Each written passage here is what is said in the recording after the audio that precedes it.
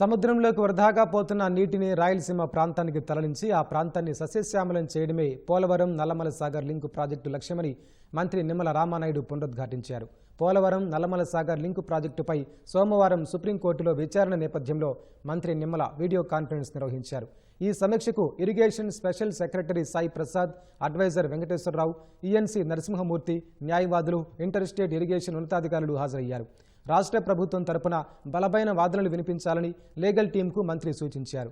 కేసుకు సంబంధించిన అన్ని రికార్డులు లీగల్ టీంకు అందించాలని ఇరిగేషన్ ఉన్నతాధికారులను ఆదేశించారు. సముద్రంలో వృధాగా ఉప్పు నీటిలో కలుస్తున్న 3000 టీఎంసీల నీటిలో 200 టీఎంసీలు మాత్రమే తీసుకునేలా ఈ ప్రాజెక్టును ప్రతిపాదించామన్నారు. జీడబ్ల్యూడీటీ అవార్డు ప్రకారం మిగిలిన నీటిని వినియోగించుకునే హక్కు ఏపీకి ఉందని రామానాయుడు స్పష్టం చేశారు.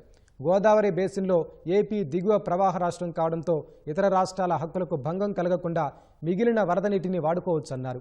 నల్లమల సాగర్ ప్రాజెక్టు ఫీజిబిలిటీ రిపోర్టును ఇప్పటికే కేంద్రానికి సమర్పించామని, వారి సూచనల మేరకే మార్పులు చేస్తున్నట్లు నిమ్మల వెల్లడించారు. డీపీఆర్కి సంబంధించిన టెండర్లు కేవలం ముందస్తు సన్నాహక చర్య మాత్రమేనన్నారు. చట్టపరమైన అన్ని అనుమతులు వచ్చాకే పోలవరం నల్లమల సాగర్ ప్రాజెక్టు చేపడతామని మంత్రి నిమ్మల స్పష్టం చేశారు.